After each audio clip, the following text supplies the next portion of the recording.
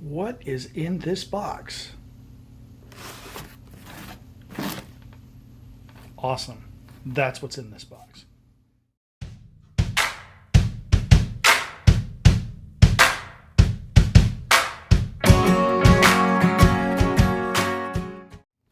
So, what we have in here is what I ordered from Finland. And it is a nice new military surplus water bottle. Not new, actually. It's used, but it's still in really good condition, actually. If you can see the JE96. This is probably 1996 when it was issued. It's a little beat up, but I'm okay with that. A little bit tight seal though, that's good. Not too bad, not moldy at all. Military surplus, you always gotta check those things. Solid snap in there though, I like that. But the item of the hour is that sucker. Right, Verstaluka 240. The Terävä Skrama 240. Let's see what it does. Alright guys, here's the Terävä Skrama. Very nice little tool.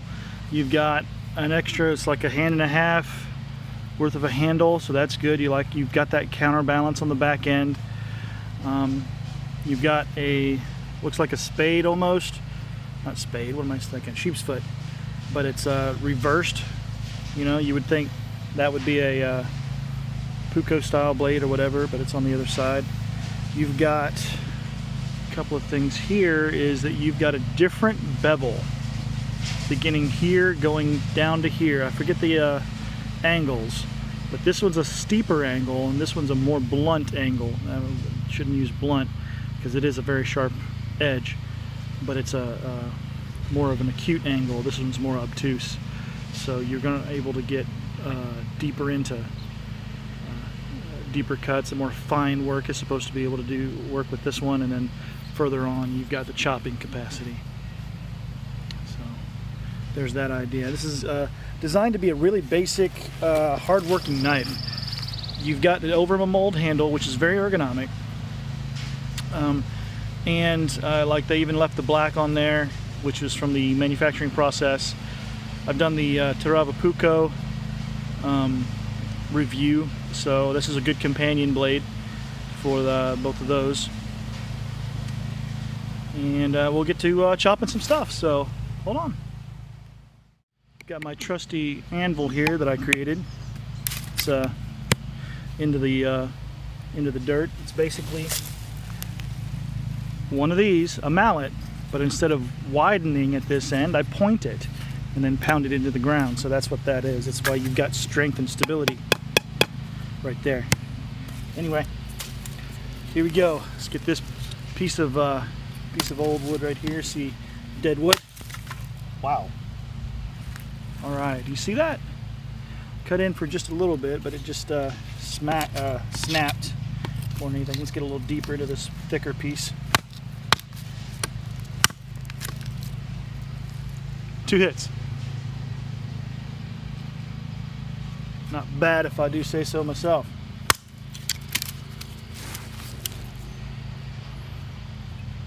Right there. Not bad at all. Let's get a bigger piece. Let me get a couple other pieces of wood. Be right back. Alright, so this is a piece of red oak. I know because I bought it. This is a wooden dowel from either Home Depot or Lowe's or one of those. So we'll see what this does.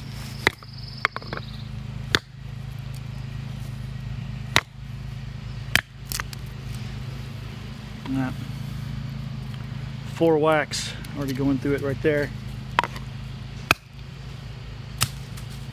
Done. So it's a chopper. It's solid chopper. Let's see how it bites into the more detail stuff here.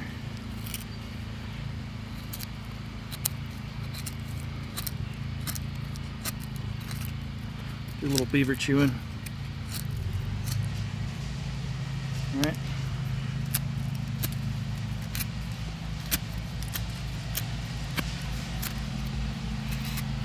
Apologize, the neighbors are manicuring their lawn.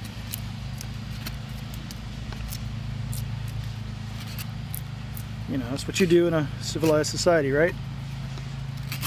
Anyway, I digress.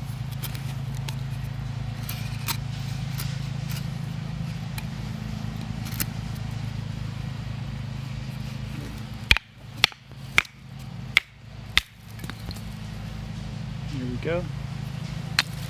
Nice stuff there. Let's see.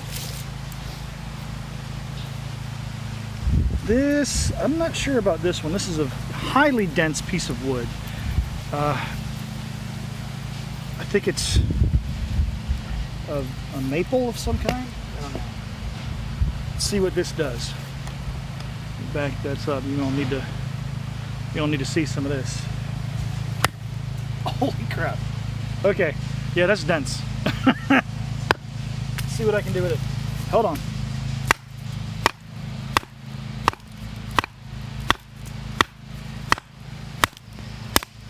Ooh, doggies. That ain't going nowhere. Yep. That's a, well, there goes my mallet. A baton. All right, let's try this one over here. Natural wood, naturally sourced rather, not bought.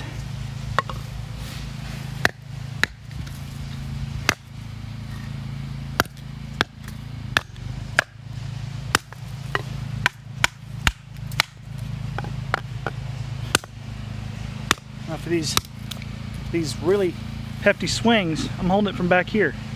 You can do that, actually. It's not hard to do.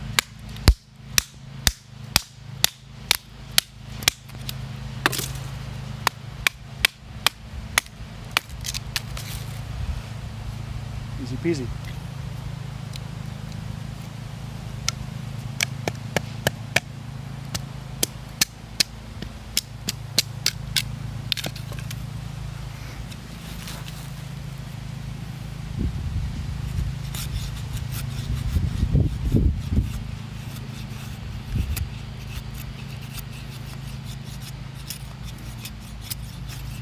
I have never been very good at feather sticking.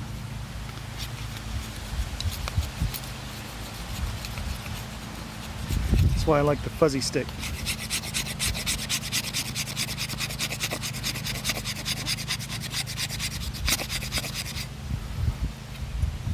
If I can get it to build up. Now, just like the Terävä Skrama,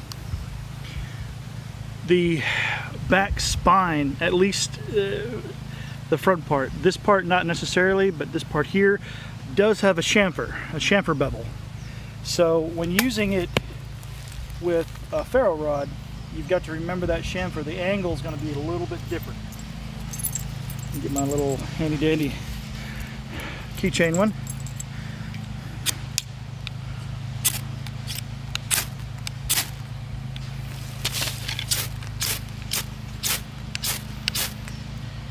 Good solid spark production there. Right, now it only comes with this, well, it comes with a couple of different options. I got the cheapest one because I can do my own thing with it. But it's solid and works good. Just throw this in a pack and then you're good with it later on. You're good for when you use it. Not really supposed to do big stuff like this. This is for an axe. People don't get it a lot of times when they're told, why don't you just baton, why can't you baton with your knife? Because the people that are asking that know that you're not batoning that. You're not batoning that at all. That's not a thing to baton. That's an axe. That's axe splitting. You baton with the smaller stuff.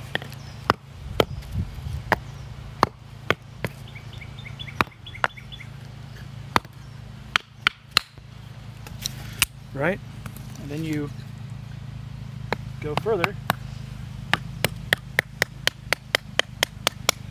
You baton with the stuff that I would say is no bigger than the Not the thickness, but the width, spine to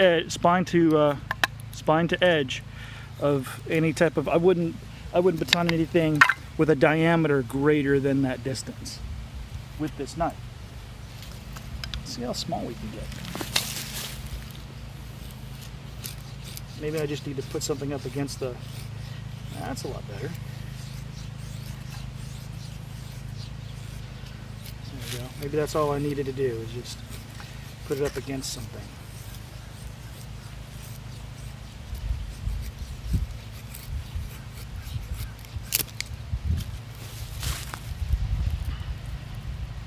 There we go. But there it is. Let's look at it. Let's look at it full body. There it is. So it's not a sword. It's way too short for that. But way too long for any type of really good detail work. You can't use this tip to get into some spaces. I wouldn't use this to make a spoon. I might use this in place of a carving hatchet, carving axe, possibly to do the chopping work.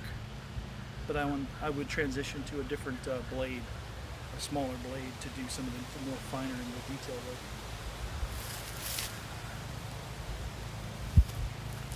Let's find a small tree to utilize, so you can see what this does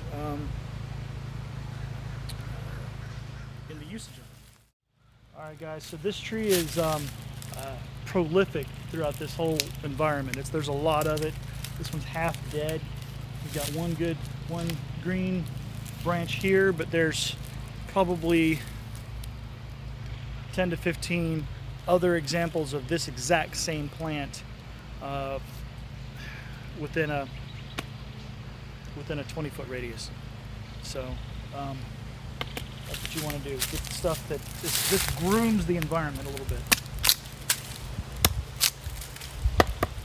Let's see, go a little bit high.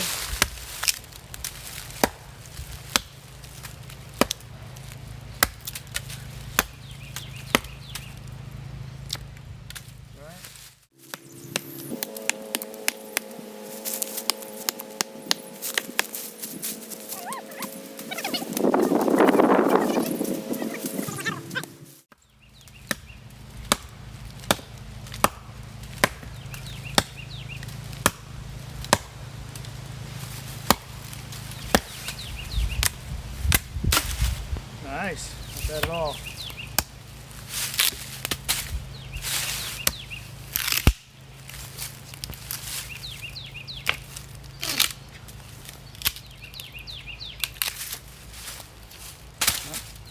All right.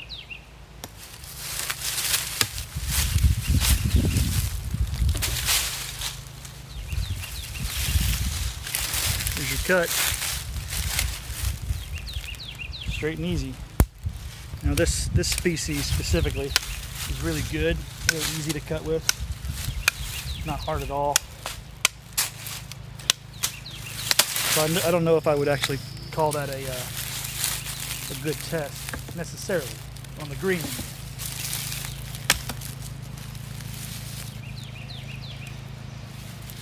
You've got a good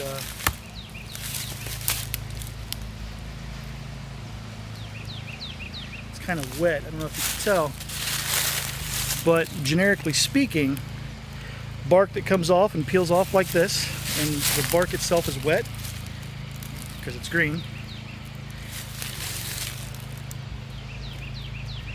is an indication of a good cordage material, good sourcing for cordage material.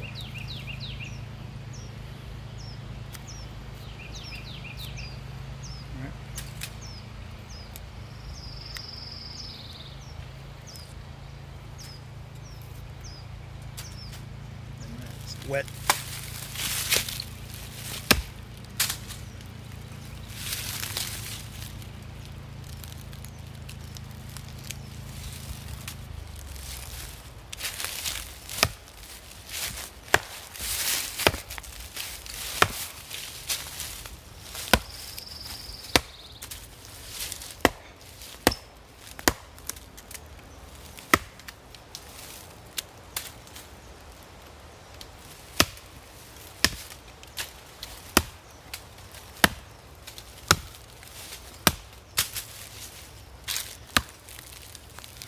stuff.